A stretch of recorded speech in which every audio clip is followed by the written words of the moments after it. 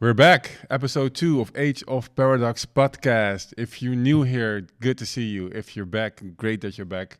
If you didn't like or subscribe to this channel, please do so now. It helps us become a big channel and reach more people and reach our goal and have more good discussions and open debates. What is our goal, by the way? Have you ever thought about that? We just had a whole episode about it last time. What are you talking about? I want to have a goal where we have fill a whole like a theater full of people we can debate with. That would be amazing. Yeah. I'll really have a dream about that. I actually did think about it a couple of days ago when I was like, that'd be nice, man. Imagine filling up a place with really clever people who want to debate with you and have things to say and things to ask. Yeah. It'd be really wonderful. Yeah, it's really nice. I got a lot of interesting responses from people watching the podcast. Nice. Also, people who watch my old podcast, my regular podcast, Which is V for Valentine. Nice name. Yes, thank you. Do like a name. They said, yeah, they like this podcast. They like the fact that, opposite views, more or less, are debating online because there's no more nuance, there's no more debate, there's no more discussion, there's no more talking. It's just yelling and shouting. And I think people who are from my political view like the fact that I explained my views to you who are not, who's not on the same page. And that really was interesting. And they also just thought you were an interesting guest with interesting point of views. Some say that, some say. Yes, yeah. thank you very much. So nice. Yeah. So this is maybe the first real one where we Yes. kick off and debate and discuss current affairs and also just let people know what's going on. Because again, the name of the podcast, Age of Paradox, and we both were, new to the definition of paradox. Completely.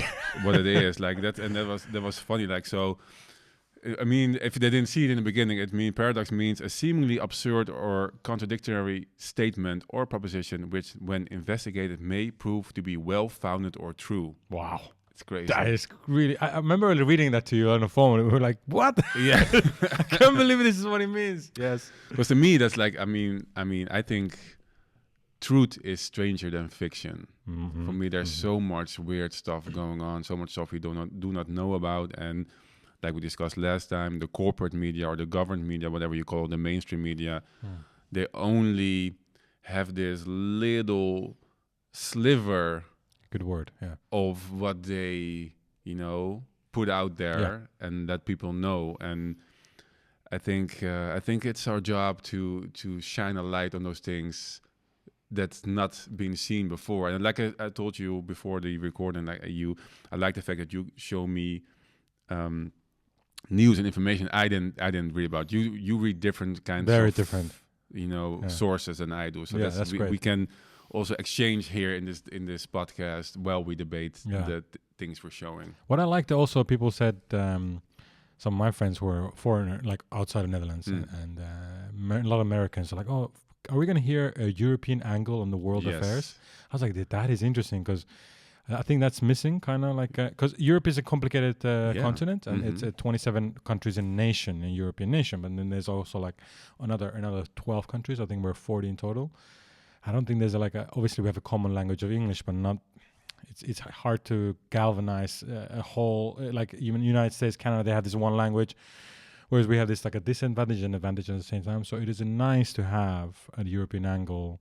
Not always talking about Europe. We're going to talk about a lot of things, but our angles, our perspectives is going to come from Europe. Exactly. Yeah, that's what I think I mentioned that last time in the first episode. I was talking about the Dutch perspective, and that's why I also referenced to Amsterdam and being this geopolitical force in the world. But I think it's interesting. I heard it before, that people would like to see the perspective from Europe or from the Netherlands or from Amsterdam. And I think definitely that's what we are going to do as well. I mean, talk about the things happening in the world, in Europe, and give our take on it. 100%. Let's go. Excited still. Every day. So I got a big scoop. All right. I want to start with the Boeing story. You heard about what's going on with Boeing? I heard so many things. Yeah. I heard the planes are falling apart and all the things, but I don't have much more. So I'm hoping you can. Yeah. So, but that's the main thing. So let me show you this chart first before we go into it. Let me see if you can see it on screen. So this is a chart of Boeing and Airbus, and you see the amount of accidents in 2014. So it starts out in 2014 and it goes all the way to 2024. You see Airbus, they have like 13, 21, 22, 24, 25, whatever. Like it goes up a little bit in the recent year to 2024 to 40. But look at Boeing. Oh my God. Is Boeing, that real? This is real. This is real. Oh, come on. Source is National Transportation Safety Board from Reuters, data from 2024 up to the end of February. Oh my God. And this is insane. This is like this is... Is that per year? 137 incidents, airline incidents. I mean, we saw the door fly out of that Boeing. You know, remember that? I remember the guy sitting there, just looking away. Yeah, yeah. Like, please. Yeah, okay, it's fine. We've seen it. So that was the thing. Then later, I think a week later, there was this wheel. Or this brake that fell off of the plane. There's bigger and minor and bigger incidents going on, but like we just saw in the chart, it's off the chart. How many accidents are happening. So, but what happened now? There was this guy, John Barnett, and he is a whistleblower, and he worked at Boeing factories in the U.S. And he said, "I've seen so much misconduct here. It's insane." It's insane, and people should know that stuff's going on. So he went public with it. He says, like, there's stuff going on which need to be known, and Boeing is just messing up. So I have a video of this guy. Okay. What he's saying about the about Boeing and what's when going did this on. come? When did he do it? When? I think. Let me check if I can see. This is a repost. I can't remember when it was. I talked about it in my other podcast. I think a month ago. So definitely this year, like fresh. It was fresh. This is like recently. Okay, This is all the few last couple of weeks going on. Okay, so check this guy out. Let's show the video on John Barnett. One, this is not a 737 problem. It's a Boeing problem. When I first started working at Charleston, I was in charge with pushing back defects to our suppliers. I take a group of inspectors and actually go to the supplier and inspect their product before they send it in. Well, I'd taken a team of 4 inspectors to Spirit Aerosystems to inspect the 41 section before they sent it to Charleston. And we found 300 defects. Some of them were significant that needed engineering intervention. When I returned to Charleston, my senior manager told me that we had found too many defects and he was going to take the next trip. So the next trip he went on, he took 2 of my inspectors. And when they got back, they were given accolades for only finding 50 defects. So I pulled that inspector aside and I said, did Spirit really clean up their act that quick? That don't sound right. And she was mad. She said, no.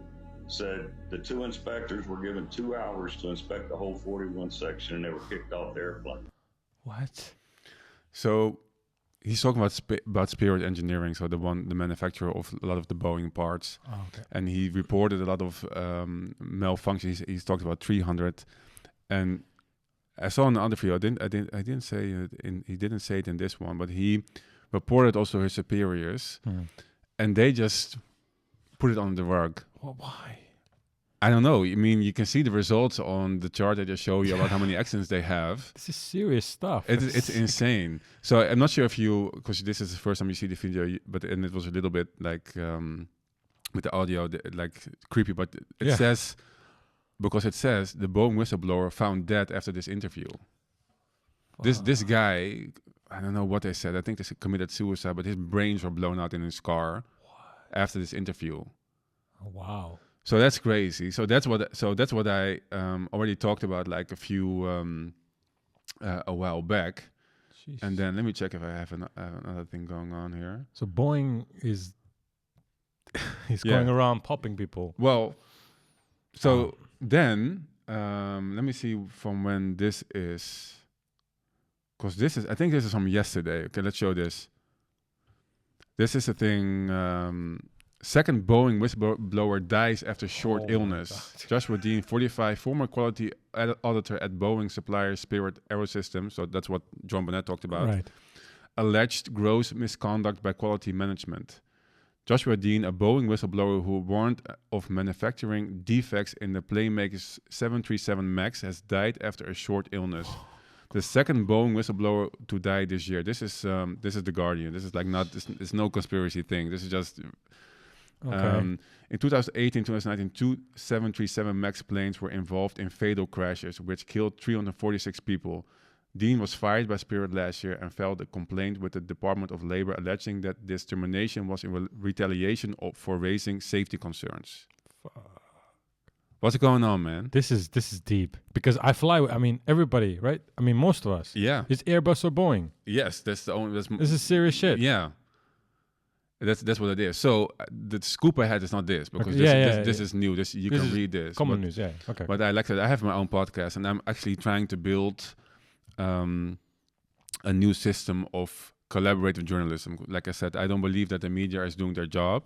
Okay. I think a big part of that is because the internet killed the business model of newspapers and big media. Mm-hmm. So they fired a lot of investigative journalists, and they're trying to recycle news, mostly from Reuters and the AP. Yeah. And there's not. And I actually worked for a Dutch news agency before, like that was already 12 years ago. You have ANP, and you have Novum. Mm-hmm. And I worked for Novum, and I know, so I seen how that works, and I seen which news they used, and they use the news which gets the most traction and the most ad revenue, which is mostly about famous people and gossip and stuff like that. So I think we need a new way of investigative journalism where the crowd helps us out. So through that endeavor, I'm still trying to build a platform for people to get onto that and that. But I got an informant today who works at Schiphol Airport here and is involved in I don't want to say too much because I don't want to put his name out there. Okay. But he saw up close that there were Boeing defects. Again, like he saw that on one plane the screws of the plate of the wing were all detached. The latches that were on the side wings. You have those plates on the wings, right? Let me. I love how we're going to talk about airplanes. We have no idea. Exactly. I'm trying to get my phone. Oh, here it is. Yeah. Let me state this right. The wing flaps. I have a. No, not the flaps, but I mean, there's a lot of plates on the plane, right? But it was empty, or it was like they were loose. And what was the other thing? Let me check again. Here it is. This was like for a Boeing 787. And they also noticed that like there was like a part where they had swapped off the brake, but they didn't put all the components back when switching the brake, which meant that the brake was just hanging loose on the fucking on the gear. Yeah, on the landing gear. Yeah, and this is not the first time because he said there was also this interesting because a few weeks back there was a similar kind of incident with the brake of a Boeing. Yeah. That I remember that. Yeah, something like that. Yeah, now I remember. They don't put back all the parts in there. So and all he said all screws of the panels of the wing tail of a United plane was loose and the panel was lost. So, and they report this to the authorities, but like, did you hear it? Did you hear anything that this was going on? I mean, this is exactly because I think are the authorities or is anyone doing something about this? I mean, it's crazy that these planes are still allowed to fly. What's going on? I heard also that that's amazing. You have an insider there. I'm sure that the person is putting himself into herself into some kind of danger because if there's already 2 people accidentally dead, yes, and Boeing is behaving like Putin and it's scary, man. I mean, corporations in general are quite scary entities, but having a Boeing who actually actively allegedly goes after people, I would respect for the insiders. But the insider said that it's things people need to know that this is going on. I mean, we see the news also about the whistleblowers and about all the airplane accidents, but there's also they said they report on misconduct and defects, and nothing happens. How is that? Okay, how is this possible? It annoys me because if our families, friends fly with this. Yes, Boeing. I fly United the whole time to the Really? US. Yes, I have like a freaking flyer mile. And I was almost at like getting a free trip. I'm not. They can stop it. I'm not doing anymore. I'm playing KLM or something. I don't know. This I have a friend. My neighbor is KLM, one of the top pilots in KLM, and he says that they are quite declining quite heavily from flying Boeings, and he says like Airbuses are the way to go. Yeah. So every time I'm booking a flight, I always tell him like, hey, is this a good airplane? And many times he goes with the Boeing, it goes like, yeah, Kayvan, maybe not that airplane, like maybe switch to another airline. And it's amazing because now I'm paying attention to this, like, I was in a simulator with him. He took me to the simulator in Schiphol, this huge, massive simulator that costs like 20,000 euros per turn. He took me there and he showed me how to fly all these Airbuses and stuff. And he goes like, Boeing is just not on the level of Airbus. And this was before the accidents can happen. So, but I remember you said, it's interesting you said you have an inside. And I was remembering there was a case where they had this like a latch, the door latch that has four screws missing. They just didn't put it there. Yeah, exactly. Like how? Okay, so I mean, how is this possible? What's coming? I think maybe I can. Actually, let me see if I can. Because I remember now there was another investigation into Boeing. Okay. I just looked it up when you were talking. Right. Let me see if I can. If we can put it up and if you can hear it. Yeah. Let's show this. This is a Boeing factory in the US state of South Carolina. Workers here in Charleston are assembling the company's flagship product, the 787 Dreamliner. But this footage reveals some have little faith in the plane they build. Did you fly on one? No. You won't fly on one. Did you fly on one of these planes? Of 15 workers asked randomly, 10 said they would not fly on the Dreamliner. Oh my God. I wouldn't fly on one of these planes because I see the quality going down around here. An employee captured the footage after contacting Al Jazeera to tell us he had serious concerns about what he was seeing. At his request, we changed his voice.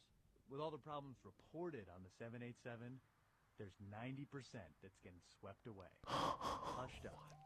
It's an iceberg. In another meeting, the source told us workers are often underskilled, uncaring, and in some cases on drugs. Okay, well there it is. That explains a lot. Go on at an airplane plant. People talking about doing drugs, looking for drugs. It's all coke and painkillers. What?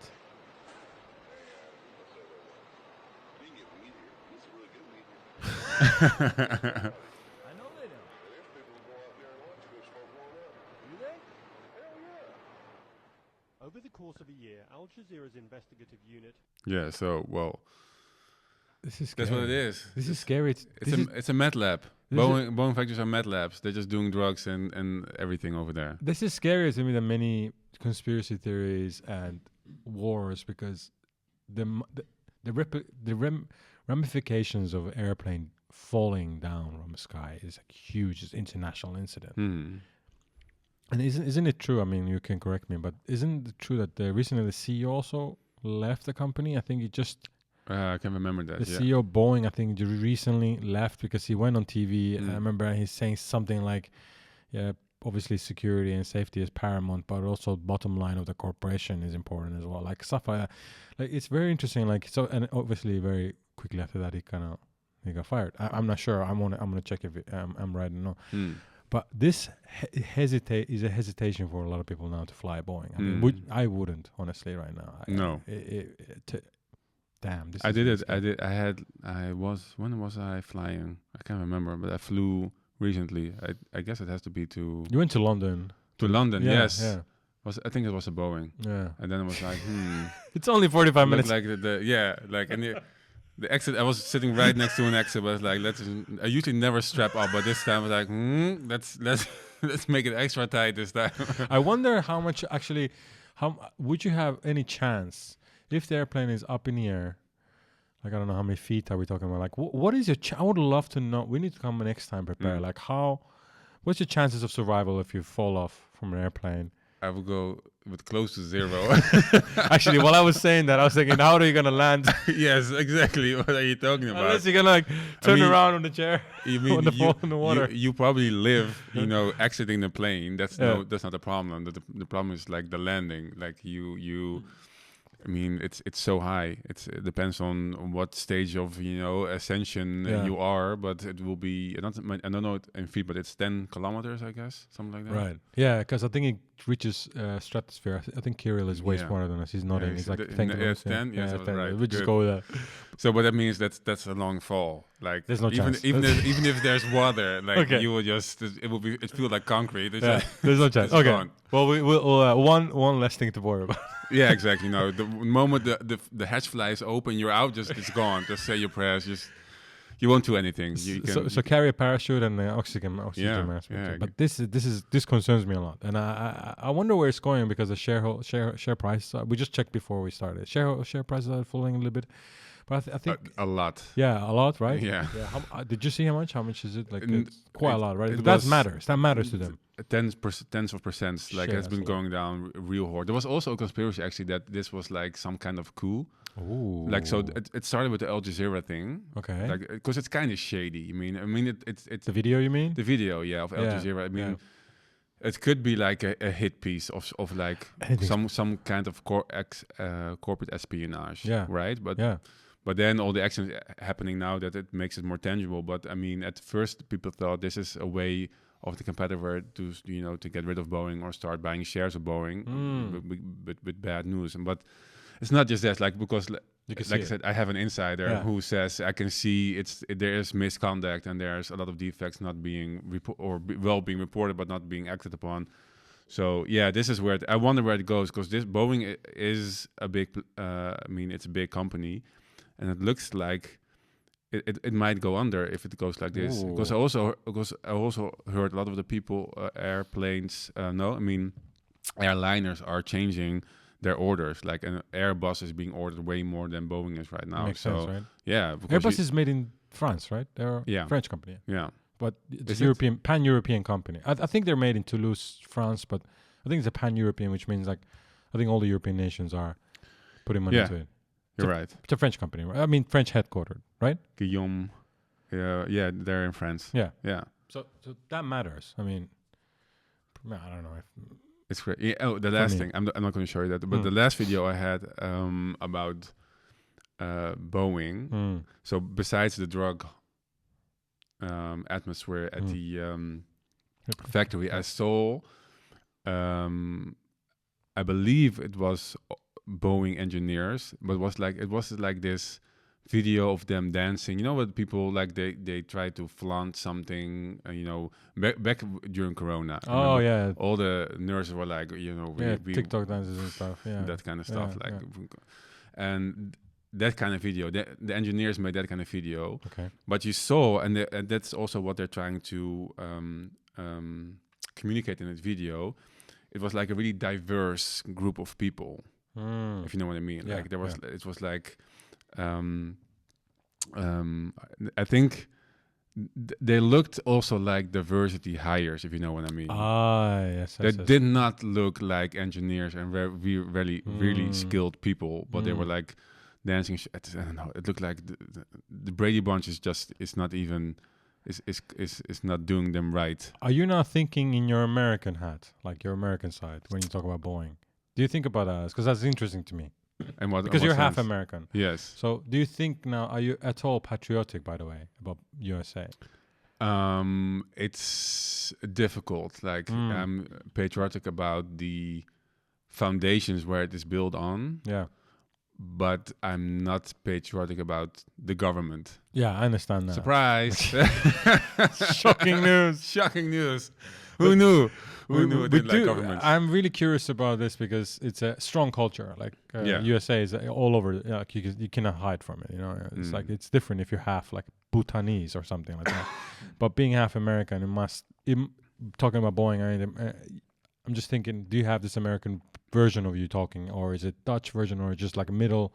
I think it's I'm eclectic. It's a mix. Like I'm not really. I mean, I live in Amsterdam. I lived in Netherlands not my whole life. Like since I was 3. Before that, I lived in Houston, Texas, in the US.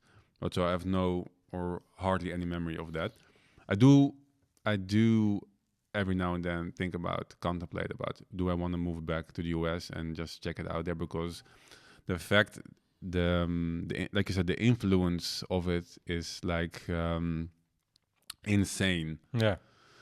And I mean, I'm a libertarian, and the founding fathers were libertarian, and you can feel it. If I talk to people, if I explain my way of thinking, even if they're Democrats, like my family is African American, so they're almost by default then you're American. Like it's almost a sin if you're Republican or something else. Oh, really? Okay. Yeah, I mean that's the whole thing. Like, I mean, if you're African American, you think the Democratic Party upholds your values and supports you and who you are, which I think is a lie. But because politicians lie, mostly. What a shock. Yeah.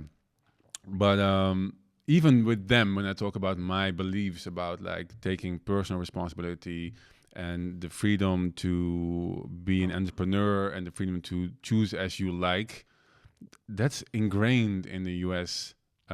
Culture way more than it is here, even though it started here. I mean, in Amsterdam, we're here, I think we're 600 meters away from the first ever stock exchange in the world, where the first ever stock was traded.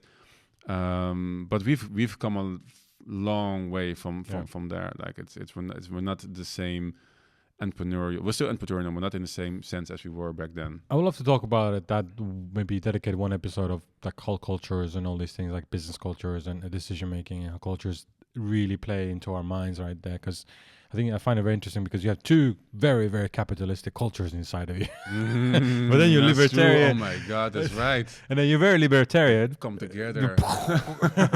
And then you live in the city, and then you're like, you do very interesting things. So I think it's worth to talk about it, because I don't think you ever, I don't know if you ever talked about it in English, but what? This whole, like, you're both cultures, and because I find it very interesting. No. Because I think people these days, like, I think it was Russell Peters, the comedian. He said he's like an Indian, but like Canadian comedian. He said one day everybody will be beige. Yes, I've seen. I think it was Time magazine already, like 5, 6, maybe even longer ago, who showed like a mosaic of pictures of people how the world would look like in 2100 or something like that. Interesting. Okay. And they all look like brothers and sisters of me. Yeah, like they're all like intermixed people. Yeah, yeah, that was it. Yeah, yeah. No, I have not. Actually, also didn't realize until now that I have two very capitalistic in origin cultures running through my veins. Maybe that's why I'm so radical as I am. Yeah, it'd be very interesting to see this, discuss about it later. But we do want to discuss something else. Yeah, something else. Yeah, so talking about the drugs in doing at Boeing, but also about the Dutch history. You had something about the cannabis legalization, right? Right, because if you didn't know, Europe is interesting continent in a way. It's like we don't really have, until recently, we didn't really have a country that is fully legalized drugs besides Portugal. Portugal is an interesting case because it decriminalized everything, including heroin, including a lot of drugs. Who did? Portugal. It decriminalized it. So you saw a lot of fall into already a long time ago, but not legalized. Exactly. Right? So I think besides the Basque region in Spain, and I think few smaller, like very small experiments, there hasn't been a nationwide until recently, out of the blue, Deutschland, Germany legalized cannabis. So much so that they actually now have, you can have almost 25 grams of cannabis with you. I mean, this is insane, because if you think about how much cannabis one person can smoke a year, it probably is about 25 grams. Because if you go to coffee shops here, by the way, if you're not from Netherlands, you might wonder, okay, well, a coffee shop. Coffee shops. We have coffee shops here. We have marijuana and cannabis. What are you talking about? It's legal. No, it's not legal here. Oh, I thought you were going to say a coffee shop is where you get drugs. That is true, but they also forget that. Yes, you don't get their coffee. Maybe two, but so Netherlands doesn't have a legal framework. Yeah, don't get me started on this one. I want to get it started because it's a big topic. So Netherlands should be, along with Spain, the leading country in the world in cannabis. Why with Spain? Spain has all the sun, the culture. Everybody smokes there. Everybody uses it. Really? Yeah, come on. It's like, I think 40% of the nation smokes in one variation or another cannabis or hashish. It's Mm. probably more than that. But because is it from Spain? I mean, Yeah, it's from Spain. They Doesn't grow come it from there. Morocco. No, I mean hash comes from Morocco, and it's just like 5 minutes away. Yeah, Basically, yeah. I mean, I'm exaggerating, but it's literally just across the water. You can basically swim to Morocco. I know, but this is I mean, this is maybe diverting again, but Redouane Taghi, right? What is that? Redouane Redouane. Redouane Redouane. Taghi. He's the head of the Mokro Mafia. Oh, we're gonna go there. Yeah, You gotta be careful. yeah. This when I guy's go scary. there- These, yeah, I these know. people are scary. But he. I just want to say because I read his story. He's Mm. been in prison for a long time. He's been convicted recently here in Dutch court. Mm. But he, man, he killed lawyers here. He killed like a famous news reporter who's also an investigative journalist. The guy, Peter de Vries. Oh, Peter de Vries. what a guy that was. Yeah. That guy was He amazing. got shot, I mean, in broad daylight in one of the busiest streets here in Amsterdam. Also, again, 400 meters from here. Incredible. But Redouane Taghi, he got influential during the hash trade from Morocco to Europe and Okay. to Spain and to Europe with speedboats. That's how. And That's right. but his family did it already with hashish. But he thought, why not do it with something else? And he started doing it with coke, and then he became like this big kingpin. But anyway, so I know that there's a connection in hashish with Huge. Spain because of Redouane Taghi. Red one. Okay, well, Spain is interesting in a way that I'm really passionate about this subject because Spain should be a superpower. It should be a superpower in cannabis, in many things, but it just doesn't because I will explain later about why I'm very passionate about everything that's happened in Spain, and I'm happy to educate.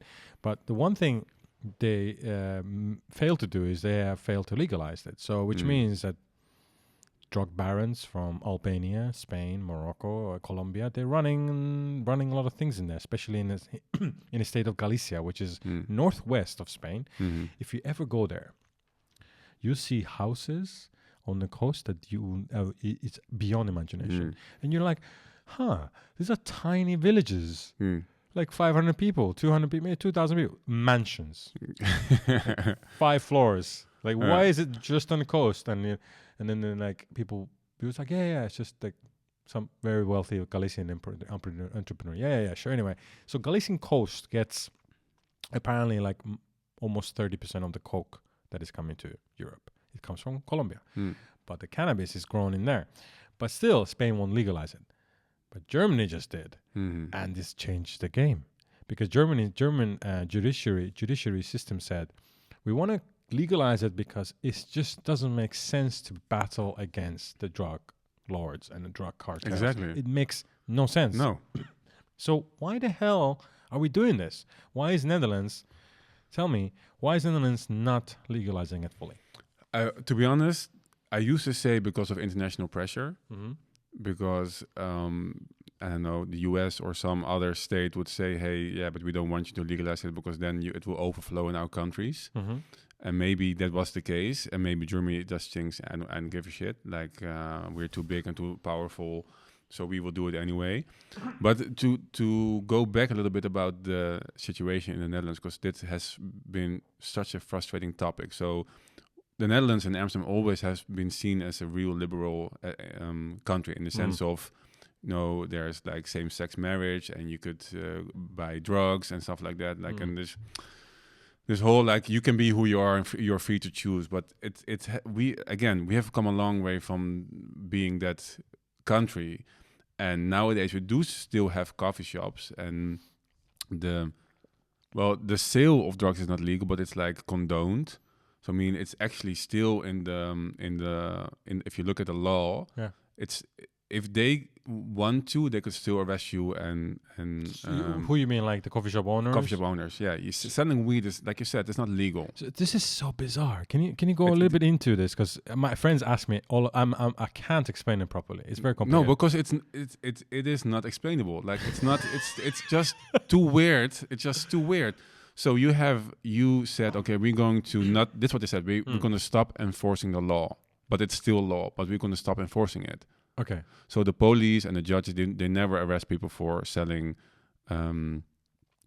cannabis or possession. Like you're not being you're not being charged with anything right. when you do. but it's still illegal according to the law. Okay. But it gets even weirder. What is still also still illegal, but is also being enforced, is the production of cannabis. Aha. Okay. Here we go. So what? So the production of cannabis is still illegal. Like it has, and now I think 6 months ago they started a trial where they have like government sanctioned manufacturers of cannabis, of growers of cannabis. I heard about this. Yeah. There's like I think there's 5 people who got like a permit to like a lab, like actually to grow. To legally grow it. But there's there's so much wrong with it because there's so much rules and regulations, and you have to go to the whole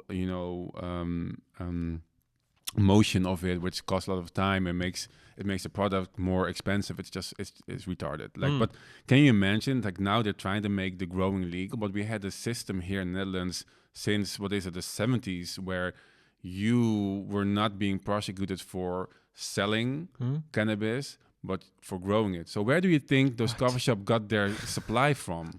Like they only could get it from people who illegally grew it. Yeah. And that has been the status quo for the last decades here in the Netherlands. It still is, you're saying? It is until like a few months ago we had like a few of the sanctioned suppliers, but they don't grow enough to supply all the coffee shops here in Amsterdam, let alone the Netherlands. So we're just talking about So you're talking about Amsterdam, but it's like Utrecht, Rotterdam. Yeah. The rest of the Netherlands also has the same kind of. Yeah, but it's mostly in larger cities because, like, Right. if you're from a small town, most of the small town local leaders, local politicians do not want it in their town. Okay. So I'm from like Baarn, a small town here. They don't have it, but you had to go to like Hilversum. They had one coffee shop, something like that. Like that's 30 minutes away from here. So in Amsterdam, you can, as far as I know, you can buy 5 grams per person from one coffee shop. Yeah. Okay. So that cannabis you're saying they cannot grow it. The coffee shops themselves cannot grow it, right? I mean the level now, which is like condoned, is 5 plants per person. In like a personal grow, like for your own self. Yeah. So then I heard also the money. So talk about the money, because this is another thing. So they cannot.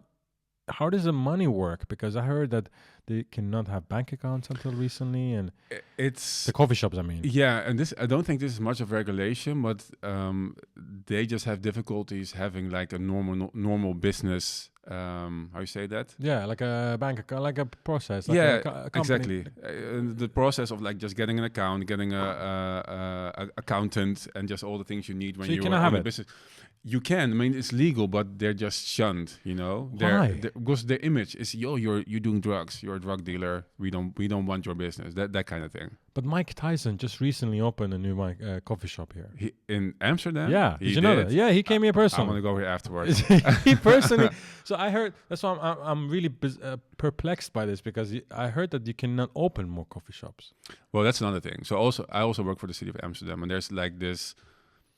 There was this new law.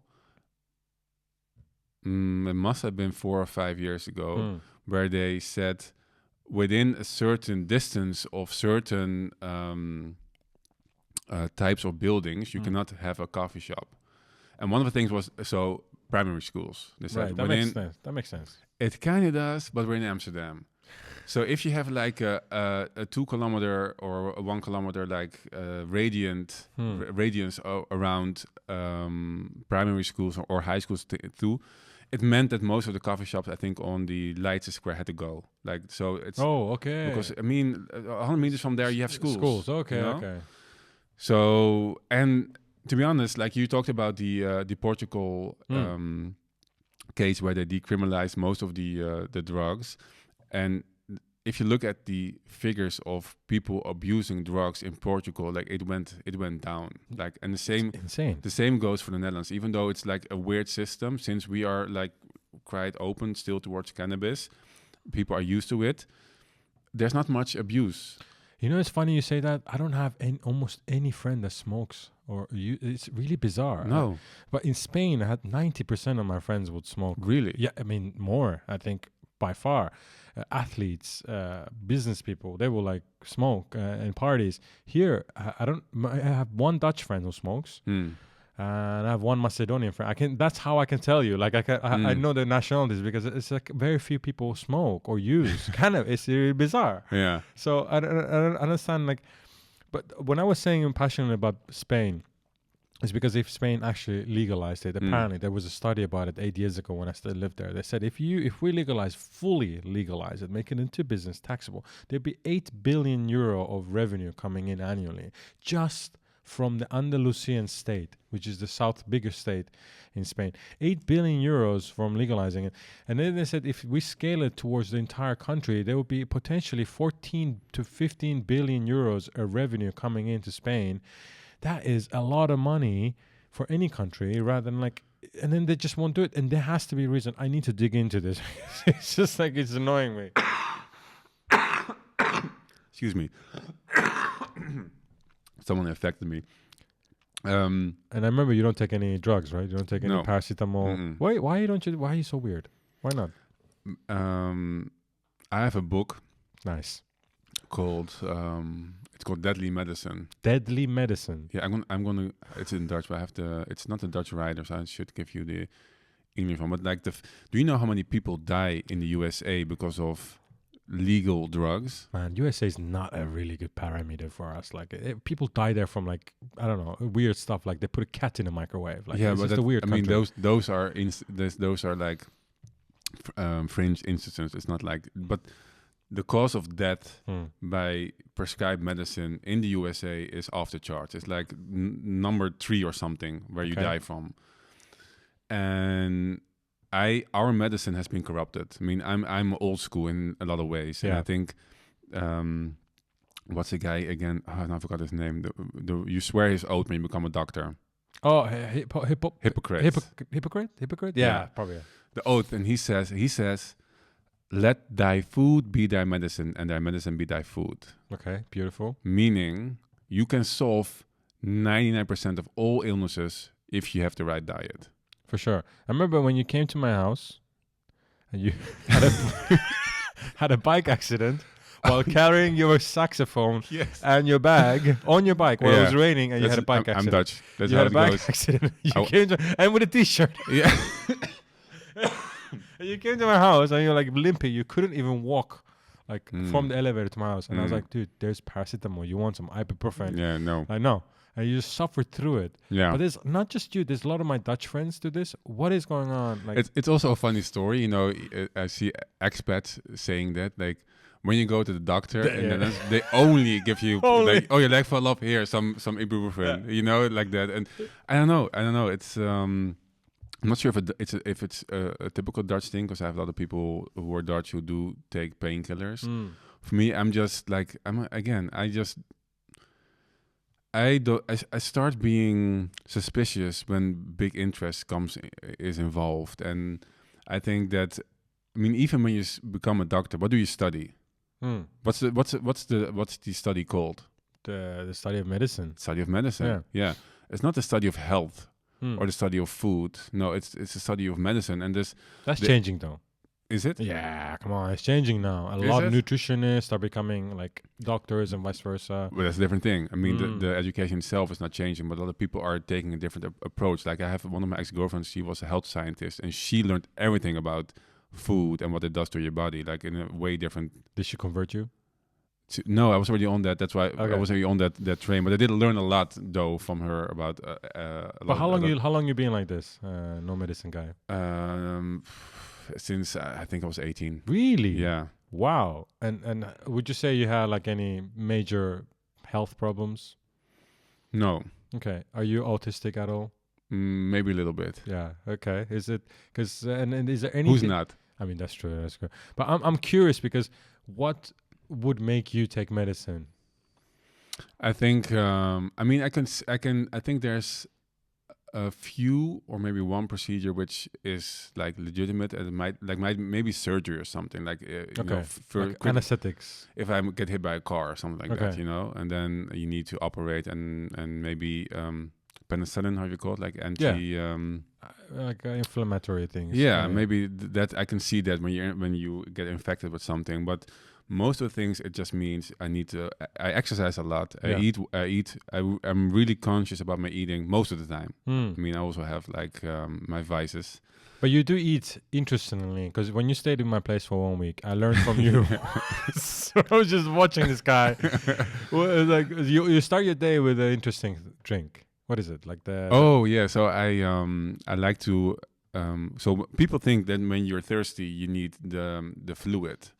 But it's mostly you need electrolytes. You need like this is crazy. You need like sodium and you need magnesium and iron and all that stuff. And it's that people who talking about drugs who do drugs here in the Netherlands, people do like ecstasy, and they go into like an anaphylactic shock, and that's mostly not because of doing the drugs, but they drink too much water.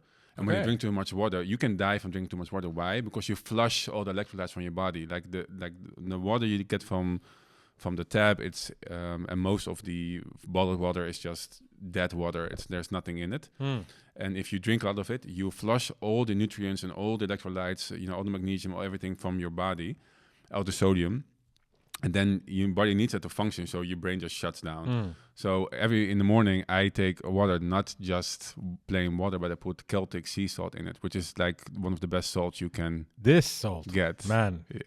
I think our friendship took another turn where you... So I called you up once and I was like, since January, I did the whole... So I did dry... I know how we're going to deviate from all the... But I did dry January. Yeah.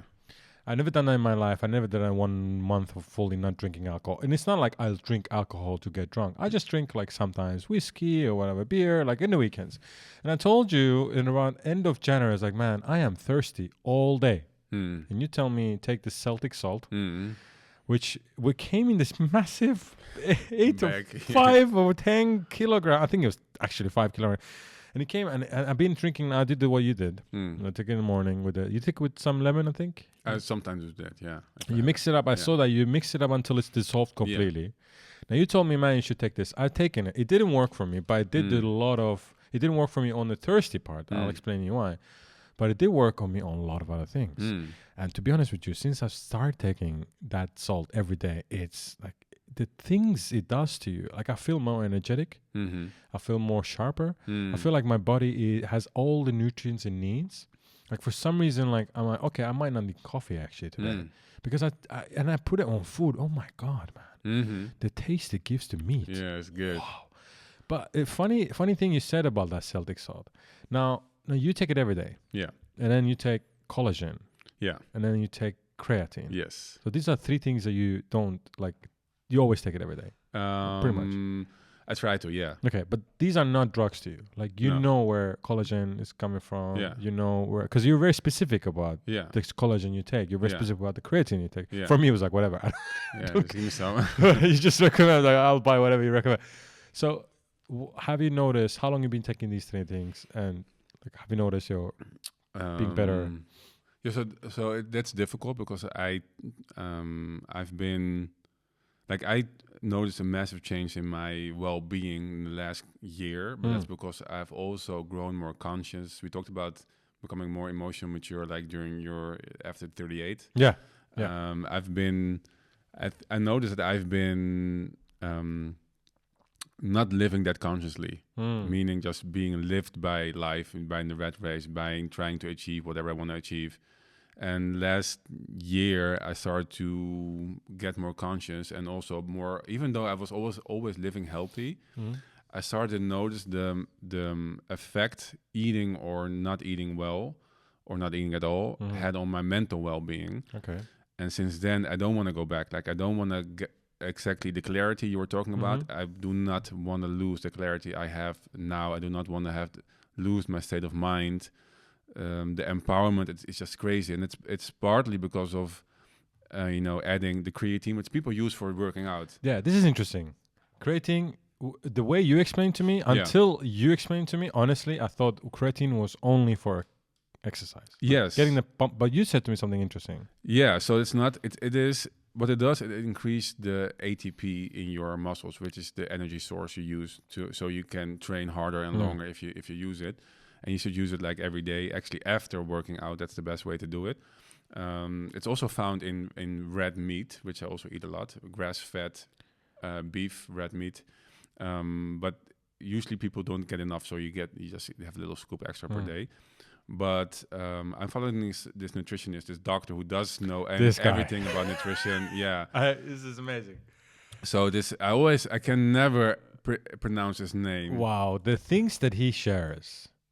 Like, honestly, I've been following his advice. I don't follow almost any influencer or any like anybody online. Like, I follow very specific things like sports stuff, like adventure racing or hockey or football. But since you recommended this guy to me, the way he puts things into context, the way he says, like, don't listen to government. Whatever the government says about nutrition, screw that. That's why he's my guy. I fucking love that guy. Like the government tells you not to eat fat, not to eat eggs, to avoid red meat. Yeah. And he also says, if your doctor says that, do the opposite. Do the opposite.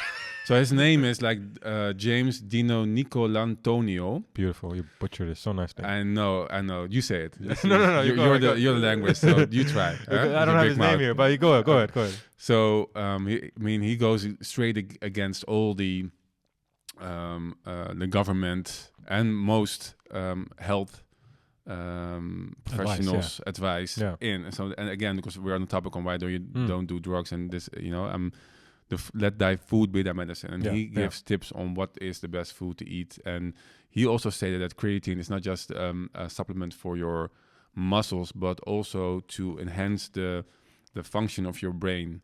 And for me, that's like, again, I notice it. I try to take the Celtic sea salt, I take the creatine, and I take like magnesium at night. Like magnesium is one of the most important supplements you need and you can take, and you almost never get enough out of your regular food.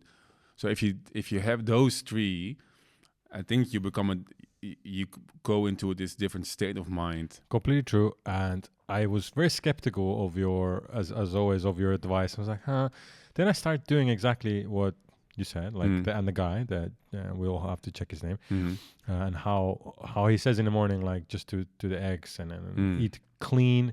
None, like, you don't need complicated, like Greek yogurt with blueberries. You don't need, and it was nothing processed. Yeah, nothing processed. And then he says something interesting. It's like, walk a lot. Yeah, man. Since I've honestly, since I remember February 1st, I follow this guy, and I've been doing what he says. Oh, really? Yeah, February 1st. Because remember that.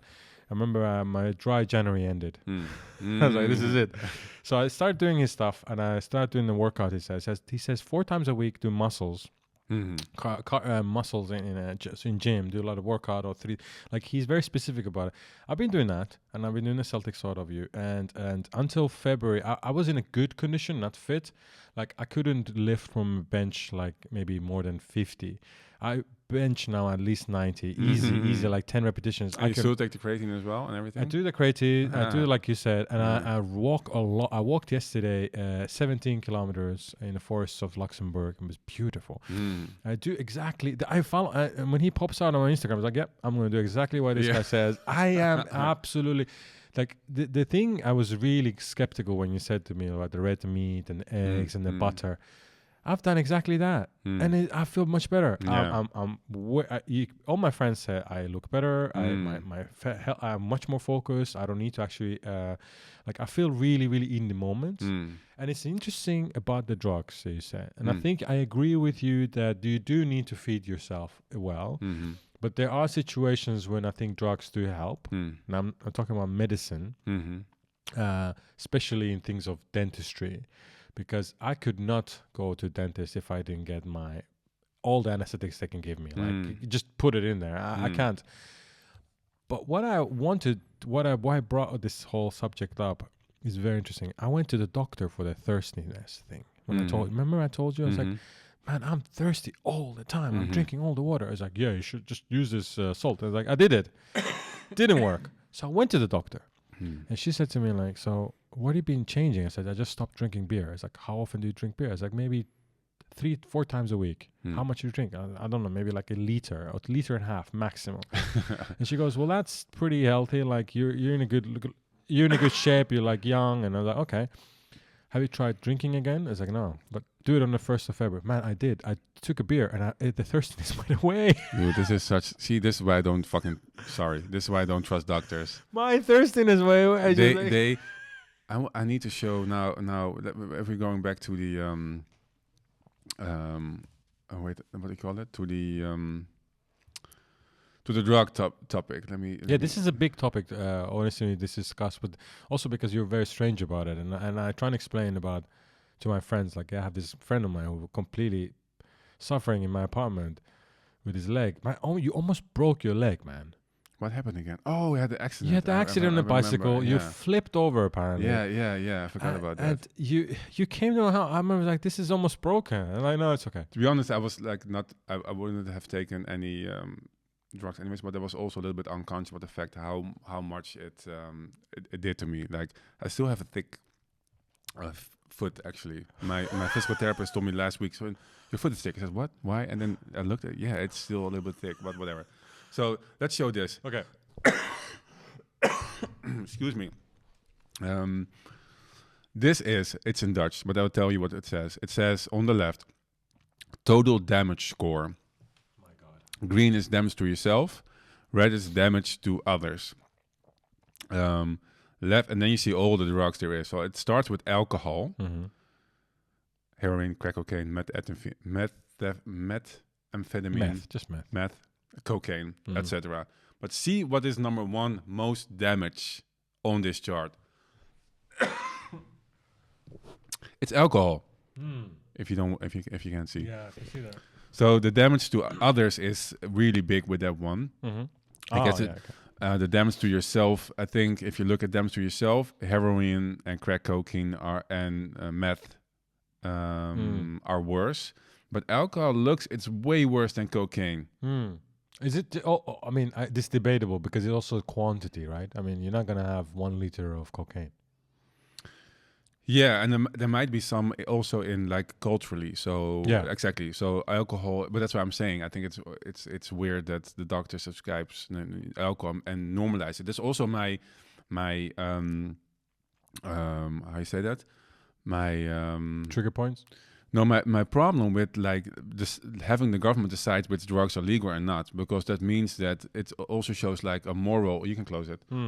A moral that is that they have like some kind of that it's how you say that it's moral obligation, moral rights, moral. No, that like if it means that if the government decides it's legal, then it's also morally accepted or something like that. And I think what's morally accepted and not should come from the people and not from the laws. Okay. And we should I think we should legalize every drug because it doesn't like I don't think it works. No, I can get everything from this list like in an hour probably if I work my way. So it doesn't like making it illegal doesn't stop it from being accessible. But it also says something about like people drink because they think, oh, it's legal, so it's okay. You know? Okay, I can see that. And I think that's a way we need to have more responsibility ourselves in deciding what's good and not for us. Do you know like there's interesting before we switch topics because we have to talk about one thing if we have time. But it's very interesting because there was a British influencer that came on TikTok said. The Greenlanders and the Finnish and the Norwegians have like 40-50 words for snow. Do you know how many words? What's the biggest amount of words we have in Britain for one thing? Drunkenness. They have almost 50 words for being drunk. That says a lot, man. Yeah, that says a lot. I mean, Britain has a problem about it, but also like the rest of the Europe. But I think less and less people drink now to get drunk. I think more people are going towards drugs. I've heard this from my Finnish friends who said things have changed a lot since you lived in Finland because you used to live there. People will get drunk from like age 15, 16, drink alcohol, vodka, like crazy amount in everywhere. But now it's cocaine, it's drugs because it's cheaper or it's like it just gives you the better. It's crazy how things are changing now. And it's because illegal. That's the one that people want to feel dangerous, like live dangerously. So yeah, exactly. And I'm against taxes, but if you would tax it, so in the last angle of the story about drugs legalization, we've seen, of course, a lot of states in the U.S. legalize drugs. Oh yeah, that's right. Yeah. You know, also Oregon did what Portugal did, like they decriminalized a lot of the drugs. But there's also just, you know, states like California who really legalized the production and sales of cannabis. And after doing that, they became so good at interbreeding different strains. It became so potent that now the coffee shops here import cannabis from the US and sell it here. Crazy strong. Yeah. So cannabis. I wonder how. The cough I don't know. I hope they don't hear it when I do it there. No, it's fine. No, but THC and the levels on the cannabis. So a good cannabis is about 18% THC. A weak one is about 10% THC. And when you're talking about in a joint or full cannabis, by the way, there's two ways of smoking cannabis. One is that you have a full amount of cannabis, only cannabis in a joint, and then you have with tobacco, right? Americans smoke with almost entirely with cannabis inside. Like they don't put almost any tobacco inside, and their cannabis is about 25% THC above. It's a lot. Yeah, man. it's crazy. That you smoke 2 puffs of that here, there's no way you can bike home. You're just gonna be like staring at bricks like all day. But that's the amount of things. Like it's very strong now. It's getting stronger. And it's very hard to find a weak or a lower quality, like not like let's say a strain less that is potent, like less potent. This is a problem as well because it's not regulated. So it's not regulated fully. You have people selling you 25. Now there's like 30. There's like American one, Tyson. Exactly. We should go. You should check it out.